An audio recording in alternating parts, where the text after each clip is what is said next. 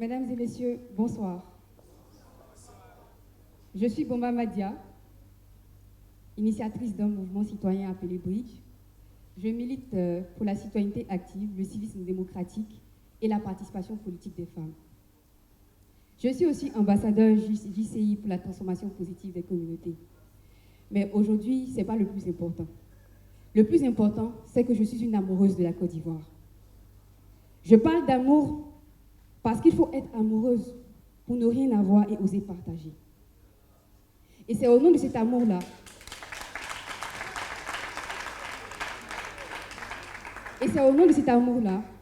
que chaque jour, je consacre de mon temps et de mes maigres moyens pour construire la paix que je veux pour la Côte d'Ivoire.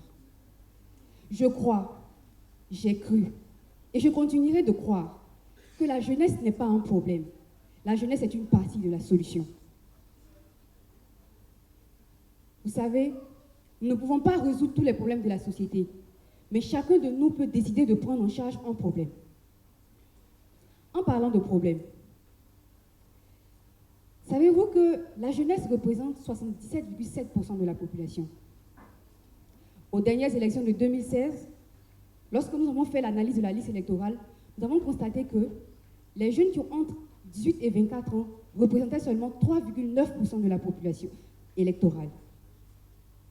Pourtant, le dernier recensement général de 2014 avait prévu que plus de 2 183 972 jeunes seraient inscrits sur la liste électorale. Finalement, nous nous sommes retrouvés avec un déficit de 2,1 millions de jeunes qui n'ont pas participé au processus électoral et qui n'ont pas pu faire entendre leur voix. La commission Dialogue et Vérité avait, dans son rapport de 2016, demandé au gouvernement, aux associations de la société civile, de faire la promotion du dialogue socio-culturel auprès des jeunes, de faire la promotion de la notion de nation et de citoyenneté auprès des jeunes. Mon constat a été amer. S'il y a eu sensibilisation, je n'ai pas été touchée. J'ai alors décidé de m'engager pour la citoyenneté et apprendre aux jeunes ce que c'est que l'amour de sa nation.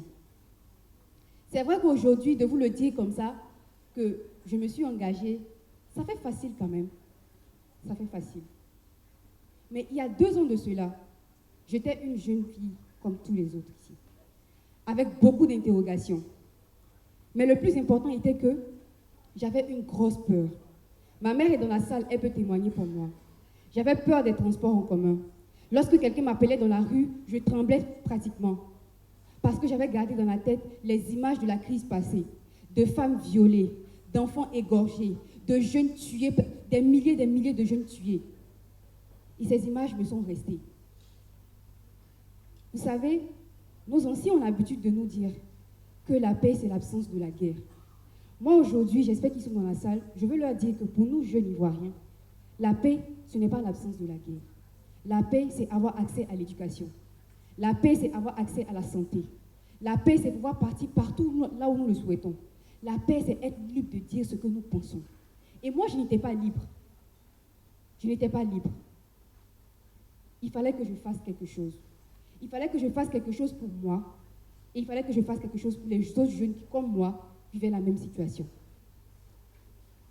Un jour donc, j'ai fait la rencontre d'une jeune dame qu'on appelle Marie-Émilie Nadiko. Elle avait décidé d'utiliser un blog pour sensibiliser les jeunes au concept de la politique. Lorsque je l'ai rencontrée, j'ai voulu savoir qu'est-ce qui faisait en sorte qu'elle puisse, elle, à son humble niveau, s'engager à éduquer les jeunes à la politique. Et je lui ai dit que moi aussi, j'aimerais bien parler à des jeunes. Moi aussi, j'aimerais leur dire que les souffrances que nous vivons, nous pouvons les surmonter. Mais j'avais peur que personne ne veuille m'écouter. Émilie Nadiko m'a raconté l'histoire du colibri. Un jour, un feu de brousse a éclaté dans la forêt. Lorsque ce feu a éclaté, tous les animaux étaient présents. Ils regardaient le feu brûler la forêt. Il y avait un petit oiseau qui prenait de l'eau chaque fois avec son bec pour essayer d'éteindre le feu. Et le lion, très étonné, demande au colibri, « Mais colibri, qu'est-ce que tu fais? Toi, tu penses qu'avec une goutte d'eau, tu vas éteindre le feu, quoi?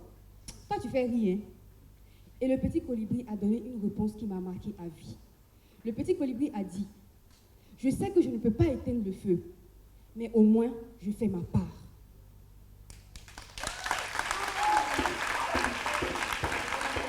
Et aujourd'hui, je pense que c'est de cela qu'il s'agit ici, au Pistol. Je pense qu'il s'agit pour nous jeunes de faire notre part.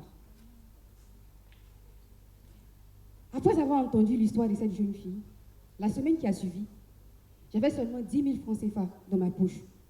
Mais j'ai décidé de m'engager avec ces 10 000 francs de là où j'étais. Et donc, j'ai invité des jeunes à une série de discussions-débats autour du thème « Violence politique ». Comment est-ce que les jeunes pourraient mettre fin à cela? Ce jour-là, bien entendu, je m'attendais à recevoir 15 à 10 personnes. Tenez-vous bien, j'ai reçu 70 jeunes ce jour-là. La session qui était prévue pour 2 heures de temps a duré finalement 4 heures de temps.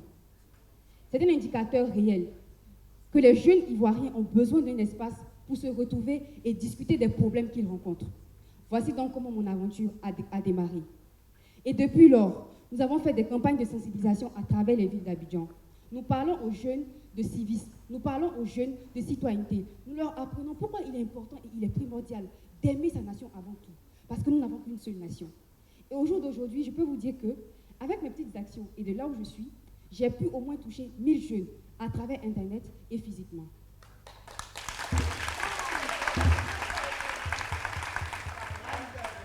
C'est vrai, lorsque vous décidez de vous engager ici, il y en a qui seront là à vous dire que vous perdez de votre temps.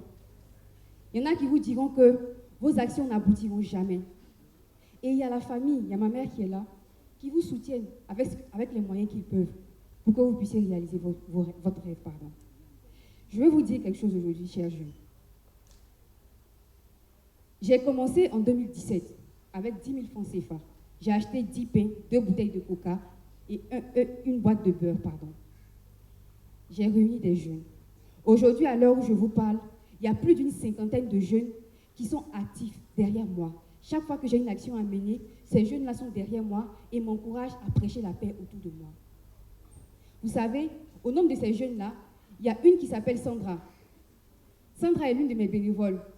Sandra, aujourd'hui, organise des séances de renforcement pendant les vacances pour occuper seulement les enfants.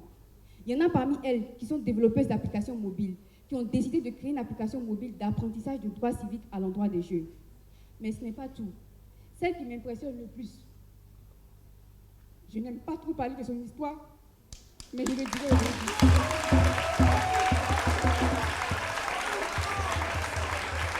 Je ne veux pas pleurer. Je ne veux pas pleurer. Je ne veux pas pleurer parce que l'image de la Côte d'Ivoire que je souhaite vous présenter aujourd'hui, l'image de la jeunesse ivoirienne que je souhaite vous présenter aujourd'hui, c'est l'image d'une jeunesse résiliente. C'est l'image d'une jeunesse qui prend à bras le corps ses problèmes. Et donc, cette jeune fille-là, ayant vécu les affres d'une grossesse précoce, rejetée, maltraitée, me voyant agir dans mon environnement, a décidé de créer une application mobile pour aider les jeunes filles en situation de grossesse précoce à avoir des conseils au fil de leur grossesse. Moi, je pense que pour une personne qui a été aussi blessée, prendre la décision de faire ce genre d'action est héroïque. Et j'aimerais que tous ensemble, nous puissions l'applaudir parce que je sais que de là où elle est, je vais clore mon propos.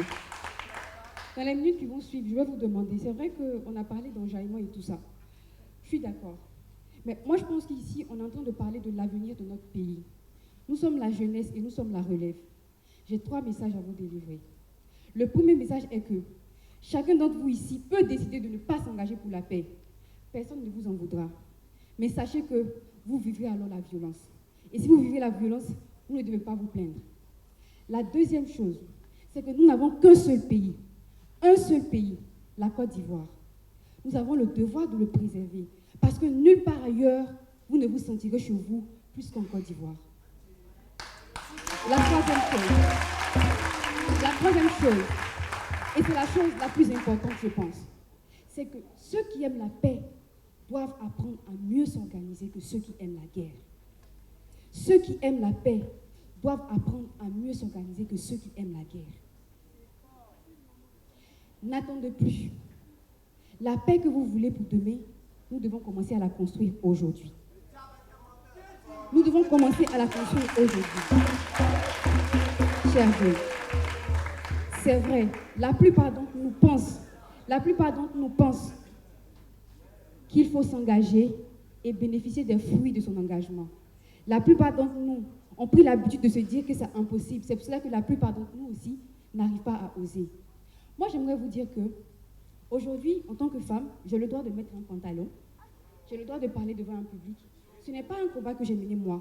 Ce n'est pas un combat que ma mère a mené. C'est un combat que des générations très lointaines ont mené. Et donc, moi, je bénéficie aujourd'hui.